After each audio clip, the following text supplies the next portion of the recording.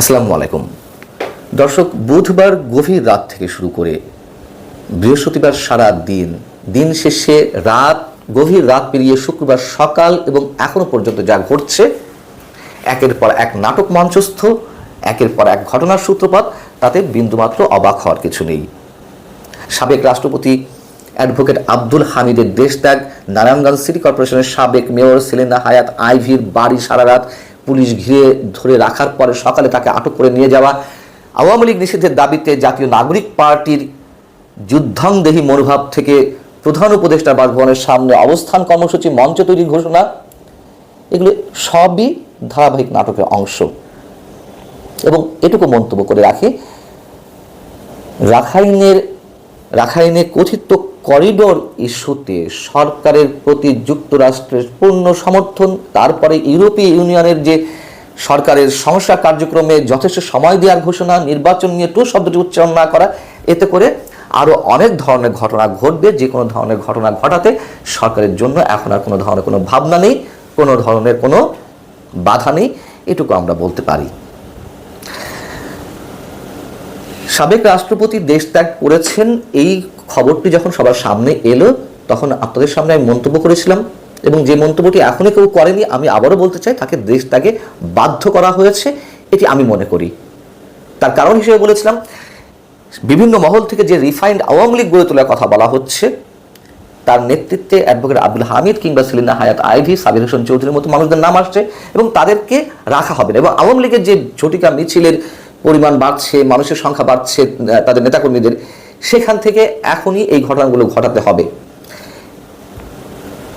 যার প্রমাণ, একই দিন সেলিনা হায়াৎ আইভীর বাড়ি ঘিরে ধরা হলো পুলিশের পক্ষ থেকে তাকে আটকের জন্য, এবং ওই একই দিন রাতে জাতীয় নাগরিক কমিটি নেতাকর্মীরা আওয়ামী লীগ নিষিদ্ধের দাবিতে প্রধান উপদেষ্টার বাসভবনের সামনে অবস্থান কর্মসূচি গ্রহণ করলো।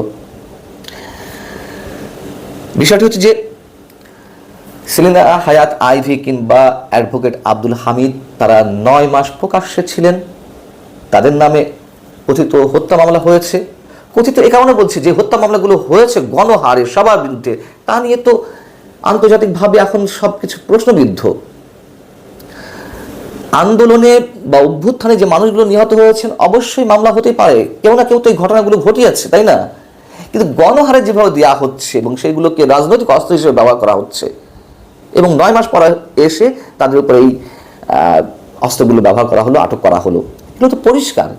সেলিনা হায়াৎ আইভী আটকের পর যখন তাকে আটক করে নেওয়া হচ্ছে, তখন গণমাধ্যমের উদ্দেশ্যে তিনি বলছেন যে আমি কোনো অন্যায় করিনি বিধায় আমি 9 মাস প্রকাশ্যে ছিলাম, আমি কোথাও পালাইনি। এবং তার যে জনপ্রিয়তা আমরা দেখলাম, আগেও প্রমাণিত হয়েছে, এখনও নারায়ণগঞ্জের গডফাদার শামীম ওসমানের বিরুদ্ধে তার যে অবস্থান, এবং সর্বশেষ তাকে আটক করার খবরের আগে থেকেই পুলিশ তার বাসায় প্রবেশ করেছে, তার জন্য হাজার হাজার কর্মী সমর্থকের যে অবস্থান তার বাড়ির সামনে, এরপরে তো কিছু বলার থাকে না। আমরা দেখেছি তো আওয়ামী লীগ পুনর্বাসনের কথা বা ক্লিন ইমেজের ব্যক্তিদের নিয়ে আওয়ামী লীগের রাজনীতি করা যেতে পারে এমন মন্তব্যের কারণে ব্রিগেডিয়ার সাখাওয়াত হোসেনের দপ্তর চেঞ্জ হয়ে গেল। স্বরাষ্ট্র উপদেষ্টা থেকে তাকে এখন পাট বস্ত্র কি মন্ত্রণালয়ের উপদেষ্টা করা হয়েছে।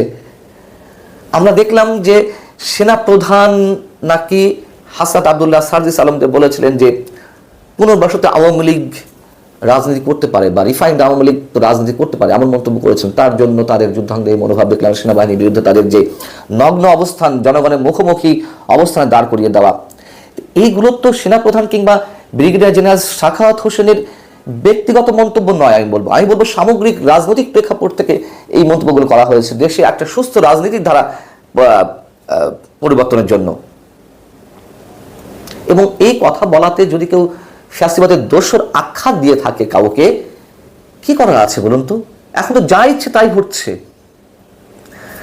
আইন উপদেষ্টা অধ্যাপক আসিফ নজরুল তিনি গণমাধ্যমকে জানিয়েছেন যে আওয়ামী লীগের সহযোগী সংগঠন আসিফ মাহমুদ সরকারের অন্যতম উপদেষ্টা,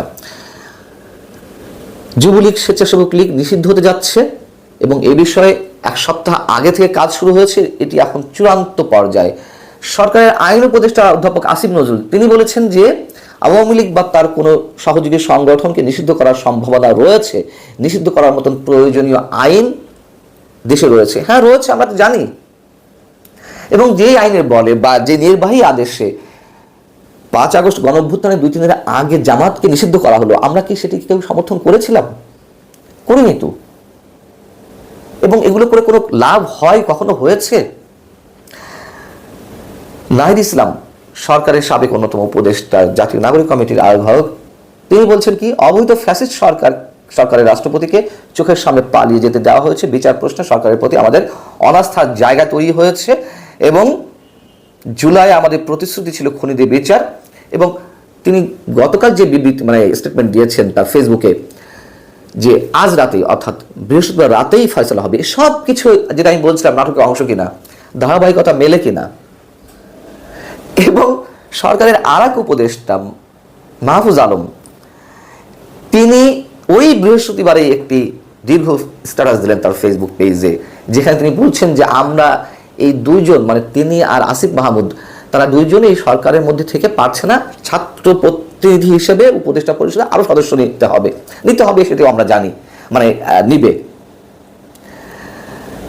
রাষ্ট্রযন্ত্র যখন বুর্জোয়া সমাজ ব্যবস্থায় কোনো সরকারের হাতে থাকেই এবং তারা যথেচ্ছা ব্যবহার করে, সেই ব্যবহারের ফলশ্রুতিতে যুগে যুগে কালে কালে তাদের কি অবস্থা হয়েছে আমরা জানি। এবং যার প্রমাণ তো আমাদের চোখের সামনেই,